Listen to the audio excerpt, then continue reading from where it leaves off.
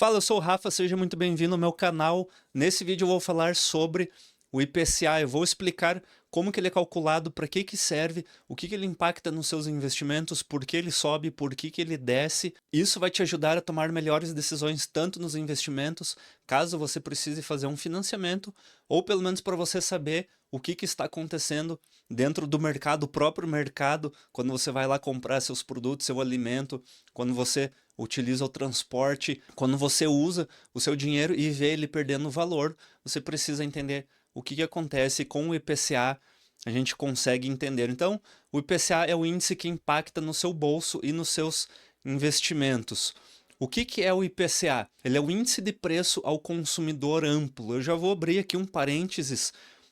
Muita gente percebe a inflação muito diferente do que é medido no IPCA, porque o IPCA ele é um cálculo estatístico, ele vai pegar uma série de setores, vai juntar o valor médio desses produtos, desses serviços, e vai dar um índice, e é isso que o governo controla para cima ou para baixo, ou pelo menos tende a controlar. O que a gente percebe quando a gente vai no supermercado, quando a gente contrata um prestador de serviço, que tudo vai subindo, não necessariamente ele está atrelado ao IPCA. A nossa percepção pode ser muito maior.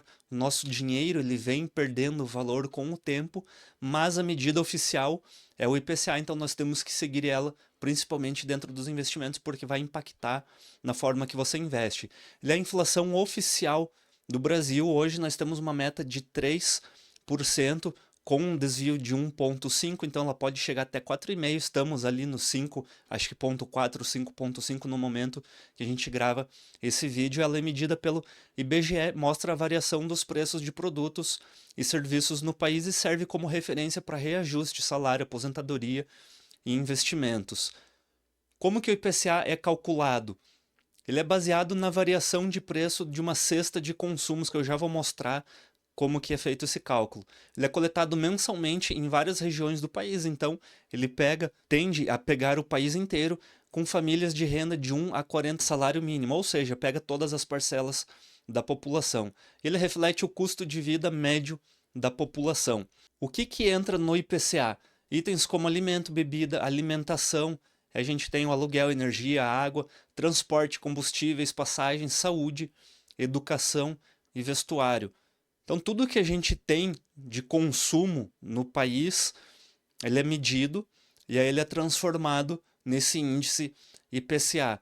Aqui no gráfico a gente consegue ver que quase 50% dele, ou seja, a gente traçar uma linha aqui, agora não sei se está aparecendo, mas se a gente traçar uma linha na metade dele, a gente tem 50% praticamente em habitação, transporte e saúde e cuidados pessoais. E aí o restante, alimentos, bebidas, artigos de residência, comunicação, vestuário, compõem os outros 50%. O que isso significa? Se os alimentos subirem muito, o impacto no IPCA será muito grande. O alimento, ele representa 21%. Se o vestuário subir, o impacto será pequeno por ele ter um peso baixo, ele tem um peso de 4%, ou seja, o que impacta mais é o que você come, nem tanto o que você veste. O grupo de transportes pesa quase igual ao de alimentação, então variações em combustíveis afetam muito o índice. Por isso que quando a gente fala, mas eu não como gasolina, não como petróleo, tô nem aí com o dólar, tudo isso vai impactar no preço. Se você tem um dólar mais caro ou um petróleo mais caro, você tem o transporte mais caro. O transporte ficando mais caro, toda a cadeia de alimento, o próprio transporte, os seguros, enfim, tudo que envolve ter gasolina ou ter petróleo acaba subindo, acaba ficando mais caro. Então, por isso que nós temos que ter muito cuidado ao fazer uma análise, fazer uma avaliação, e o governo deveria ter esse mesmo cuidado, porque se você não dá conta desses itens, principalmente as commodities, tudo vai ficando mais caro. A exemplo do agro. O agro ele depende muito do transporte. Ele tem que tirar o produto, a sua colheita, e levar até um porto e fazer o transporte, seja venda internacional ou nacional. Você vai refinar o produto, vai industrializar, você tem o transporte que vai até o supermercado, que vai até a distribuidora. Então isso acaba ficando mais caro. E o IPCA é o índice que ele tenta trazer uma média de tudo isso para a gente saber o que está acontecendo com a economia do país. Os subitens, então dentro de cada grupo, há uma dezena de vários outros itens que acabam impactando. Então, dentro dos transportes, a gente tem a gasolina, o etanol, que é o álcool, o ônibus urbano, passagem aérea. Então, quando você fala, o ônibus subiu porque a inflação aumentou, justamente por causa disso, porque o ônibus ele depende da gasolina para transportar as pessoas e a gasolina ficou mais cara, ou o dólar ficou mais caro, o petróleo ficou mais caro, a tendência é que suba. Alimentação, arroz, feijão, carne, leite, fruta, esses pesos mudam conforme o consumo médio da população. Ele é feito uma revisão de tempos em tempos. Se um produto deixou de ser consumido ou aumentou seu consumo, ele vai tendo um peso diferente nessa cesta. Por que que ele importa? É a referência oficial da inflação. Então, o Banco Central ele usa o IPCA como base para definir a meta de inflação e ajustar a Selic. No momento que a gente está, que eu estou gravando esse vídeo, a Selic está em 15%. Ela está justamente nesse patamar porque o Banco Central está tentando frear a economia para segurar a inflação. Diminuindo o consumo, você consegue reduzir os juros. Enquanto a inflação continuar alta, dificilmente a gente vai ter uma redução de juros, até porque a gente trabalha com perspectiva, previsão futura, e a previsão ainda é de manter a inflação. A inflação ela está por um bom tempo nesse patamar, e como o nosso histórico não é tão bom, mesmo que a gente possa falar, não, daqui tantos meses vai começar a cair, mas o nosso histórico, digamos assim, já é ruim, então você precisa ter uma base muito mais sólida comparado a outros países, os Estados Unidos, por exemplo, para essa inflação realmente mostrar indicativos que vai cair para você poder reduzir a taxa de juros. Impacta em contrato, então aluguéis, salários, aposentadoria, plano de saúde, há uma série de bens que a gente compra, de ativos e empréstimos que a gente faz, que a taxa IPCA é uma taxa básica. Nos imóveis acaba tendo outras taxas, mas o padrão do mercado,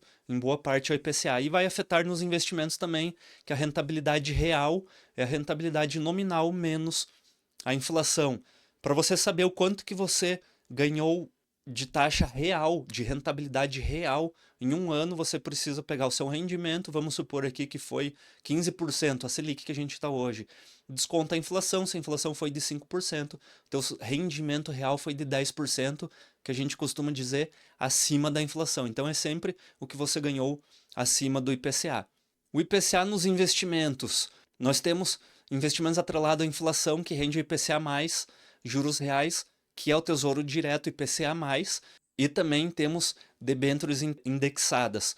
Protege seu dinheiro da corrosão inflacionária e é ideal para metas de médio e longo prazo. O que a gente tem hoje, mais ou menos, dentro do Tesouro, é o Tesouro pagando IPCA+, 8%, 7%. Isso quer dizer que daqui 5 anos, se o IPCA tiver em 2%, você está recebendo 2% mais 8%. Essa taxa é fixa. Só o IPCA que vai variando com o tempo. Se o IPCA for para 7%, você recebe 7 mais 8, a taxa que você contratou.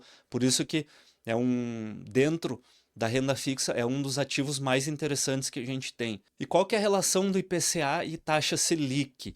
Quando o IPCA sobe muito, o Banco Central tende a aumentar Selic. Eu acabei de explicar isso aqui.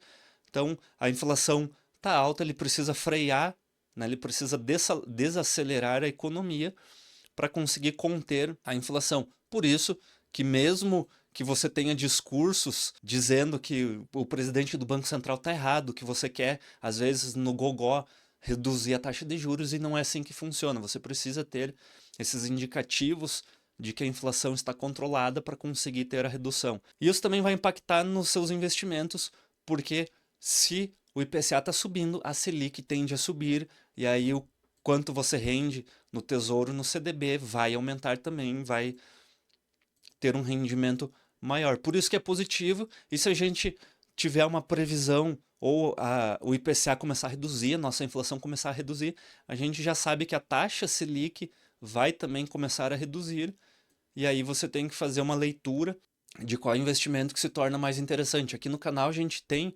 alguns vídeos falando sobre o Tesouro. Se você quiser também uma ajuda para investir ou investir melhor, você pode assinar a Start Grana. E quando investir em ativos atrelados ao IPCA? Quando você quer manter o poder de compra do seu dinheiro no futuro. Imagina que você está investindo e tem um rendimento de 10% ao ano. Aí você conta para todo mundo. Eu tenho um rendimento de 10% ao ano médio. Se a inflação é 5, o seu ganho real é de 5%. E aí é uma questão que muita gente debate se vale a pena ou não vale a pena, o rendimento é pouco, o rendimento é pequeno, você está perdendo para a inflação. Eu costumo considerar o seguinte: se você está tendo rendimento, se você tem um bom dinheiro em caixa, investido, tem poupança ou dinheiro guardado, não está em dívida, é válido. Pode ser um pouco acima da inflação, pode ser similar à inflação, mas pelo menos você está ganhando. O ideal, lógico, que é a gente sempre manter acima da inflação.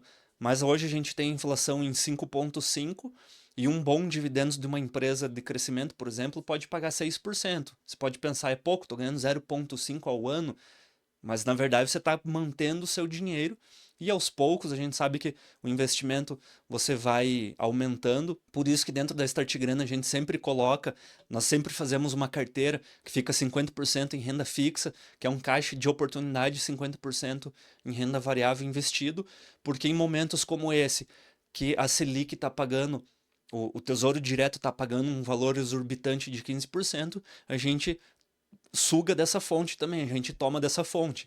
E a gente continua aqui na renda variável, a gente continua tomando, ganhando dinheiro dos dois lados. O que acontece? O mercado ele tende, quando a Selic está muito alta, vir todo para a renda fixa e depois ele tende a migrar para cá.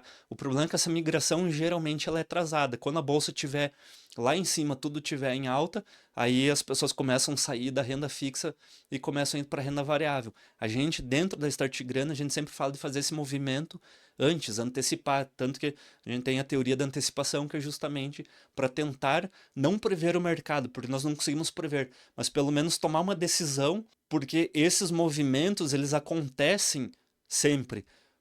Quando começar a cair a taxa Selic, provavelmente vai haver uma migração, porque a gente tem historicamente esse movimento que acontece, então a gente antecipa ele. Porém, no momento, a Selic continua alta em 2025 sem previsão de queda, talvez para 2026 ela comece a cair. É útil para proteger metas longas, exemplo, faculdade, filho, aposentadoria. Eu coloquei aqui o Renda Mais e o Educa Mais porque são dois tesouros que a gente tem que são interessantes.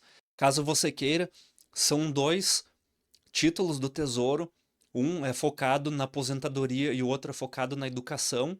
Esse da aposentadoria é bem legal porque ele foi criado para as pessoas que não são CLT, não recebem, né, não tem uma aposentadoria garantida e ela faz a sua própria aposentadoria. Eles têm algumas regras um pouco diferentes, então vale a pena conferir. Se precisar de ajuda também dentro da Start Grana, a gente pode ajudar na comunidade Grana a tirar as dúvidas. Também faz sentido quando há expectativa de alta na inflação, ou seja, você vai comprar os juros altos, vai receber e depois você pode até fazer uma marcação a mercado e ganhar um pouco de dinheiro ainda nessa marcação. Ok, é isso, é um vídeo explicativo sobre como funciona o IPCA, espero que você tenha gostado, não deixe de se inscrever no canal, curta esse vídeo, se tiver mais alguma dúvida deixa aqui no comentário e não deixe de conhecer a Start Grana porque lá é bem bacana para você ter acesso aí a uma quantidade grande de aulas para aprender a investir e investir melhor. Muito obrigado, até a próxima, tchau.